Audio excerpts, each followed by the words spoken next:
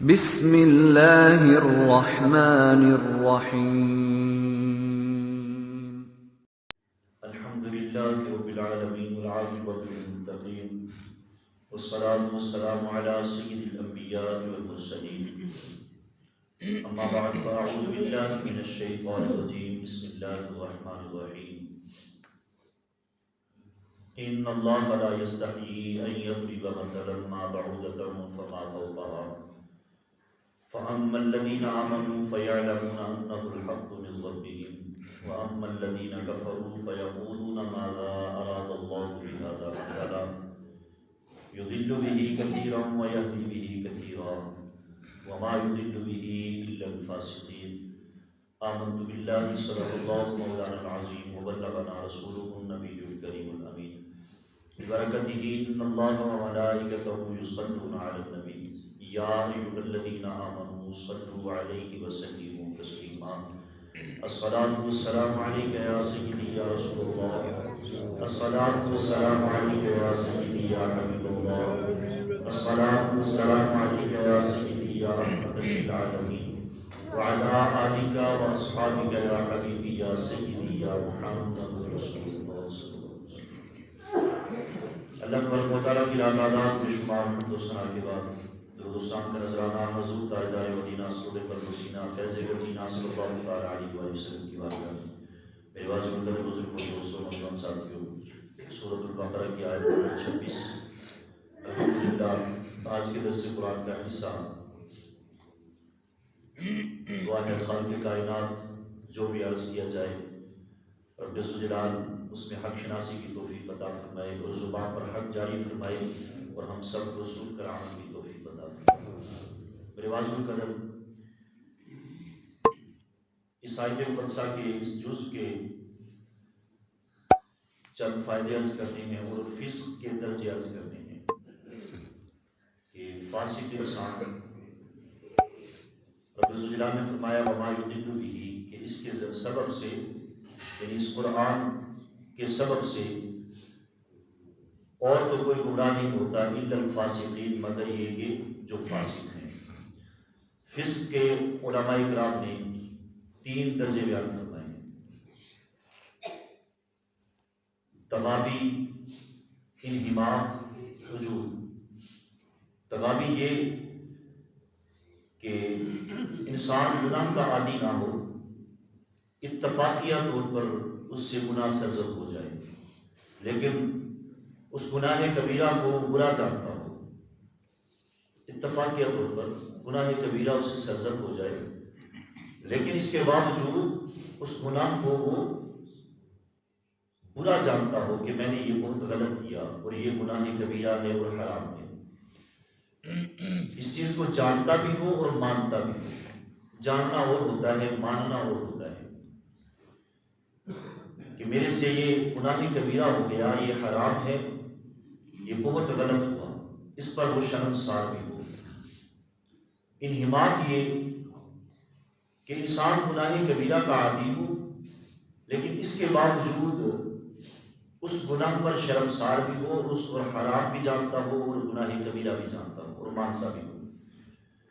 یہ 2 قسم کے انسان جو ہیں یہ فاسق تو ہیں لیکن یہ کافر ہے، گناہ گار ضرور ہے لیکن یہ کافر کفر کے درجے میں نہیں آتے۔ تیسری قسم ہے حجود۔ حجود یہ کہ حرام کو حلال جانتا ہوں، اچھا جانتا ہوں اور اس کی حرمت کا ہی انکار کر دے کہ یہ حرام ہے ہی نہیں۔ گناہ کبیرہ تکبر کے ساتھ فخرانہ انداز میں کرتا ہو اور پھر اس پر خوش بھی ہوتا ہو اور اس گناہ کبیرہ کو، اس حرام کو حرام نہ جانتا ہو، حلال جان کر وہ گناہ کرے، ایسا انسان فاسق ہے اور کافر ہے۔ انکار جو ہے یہ کئی قسم کا، یعنی اللہ کا انکار، اللہ کی کتابوں کا انکار، اللہ کے رسولوں کا انکار، اللہ کے احکامات کا انکار۔ ان میں سے سب سے جو اصل انکار ہے وہ ہے انبیاء علیہ السلام کا انکار، نبی کی نبوت کا انکار۔ یہ سب سے خطرناک انکار ہے جو انسان اس انکار کا مرتکب ہو جاتا ہے، جس سے کسی نبی کا انکار ہو جاتا ہے یا نبی کے احکامات کا انکار ہو جاتا ہے، سب سے برا انکار جو ہے یہ ابلیس کی مثال لے لیجیے. کتنا بڑا عبادت گزار تھا، اس نے نہ اللہ کا انکار کیا نہ اللہ کے احکامات کا انکار کیا. کتنا بڑا عبادت گزار، فرشتوں کا استاد، لیکن انکار کس چیز کا کیا؟ نبی کا انکار کیا، نبی کی نبوت کا انکار کیا. اس نے کہا کہ میں بہتر ہوں، میں اعلیٰ ہوں، یہ ادنا ہے. تو پھر آج دیکھ لیجئے کہ نبوت کے انکار کے سبب اللہ کے تمام احکامات کا بھی انکاری ہو گیا. تو بنیاد اللہ کے نبی کی نبوت کا انکار ہے. سب سے بڑا فسق جو ہے وہ اللہ کے نبی کی نبوت کا انکار ہے. یعنی اس کی مثال یوں سمجھ لیجئے کہ انسان بڑے سے بڑا گناہ گار ہو، بڑا بڑا گناہ کرتا ہو، لیکن اس کا عقیدہ درست ہو، عقیدہ بگڑا ہوا نہ ہو، تو وہ انسان گناہ گار تو ہو سکتا ہے، کافر نہیں ہو سکتا. تو بنیاد عقیدہ ہے. انسان کا عقیدہ درست ہے تو سب کچھ ٹھیک ہے.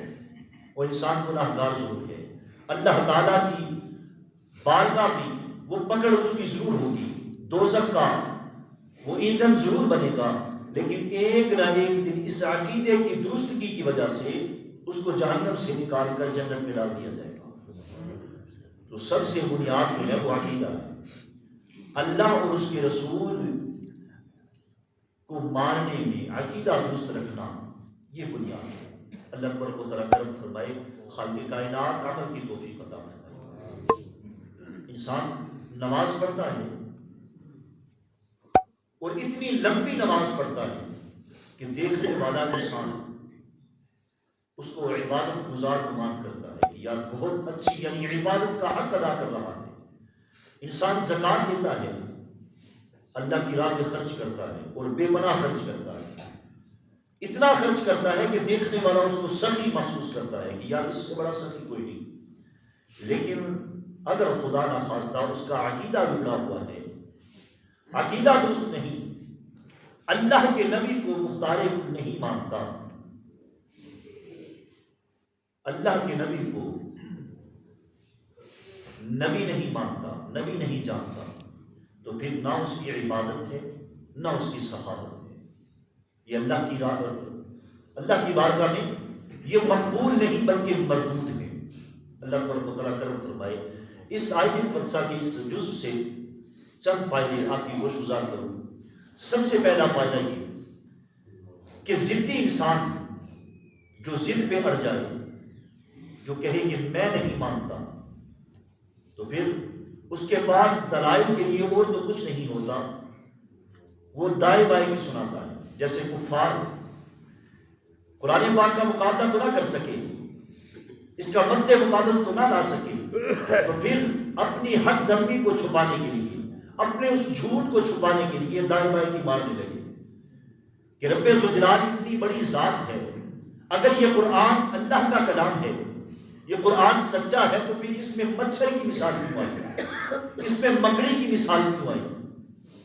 یعنی یہ دلیل، ایسے دلائل کو پکڑنے لگے.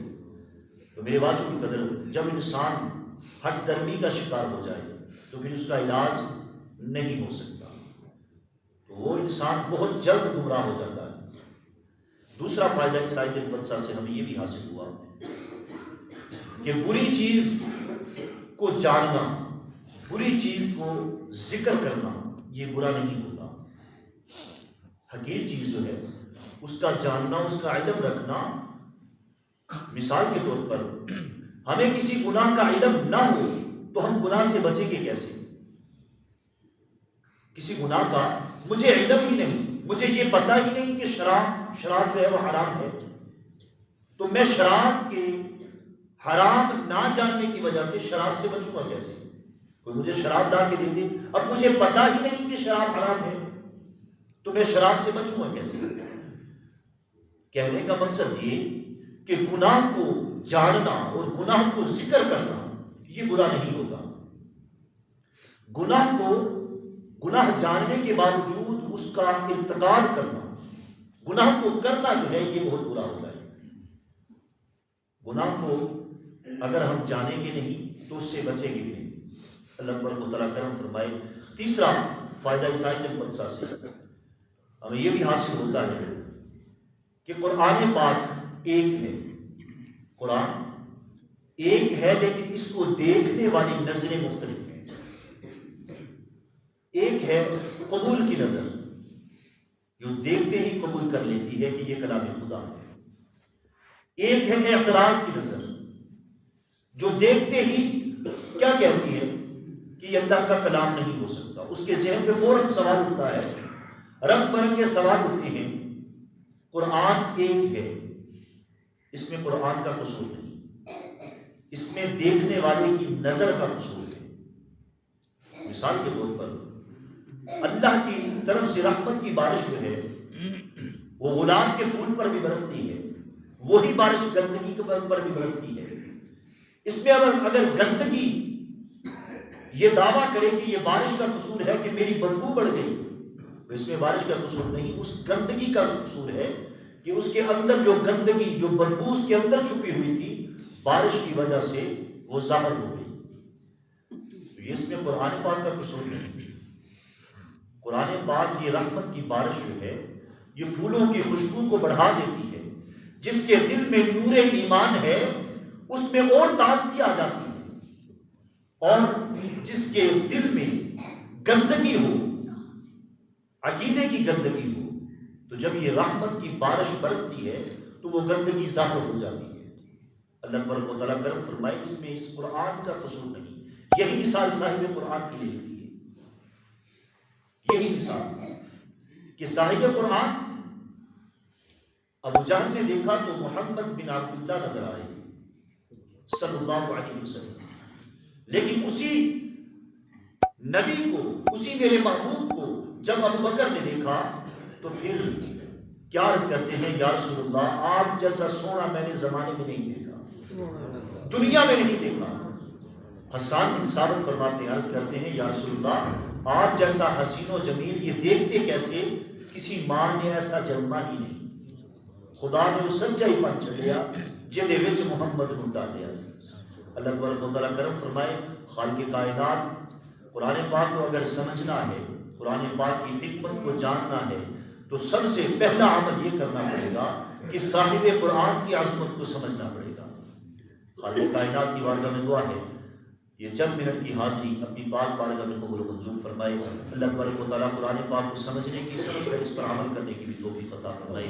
اللہ تبارک و تعالیٰ اپنے عقائد کو درست رکھنے کی توفیق عطا فرمائے۔ آمین آمین ثم آمین، وآخر دعوانا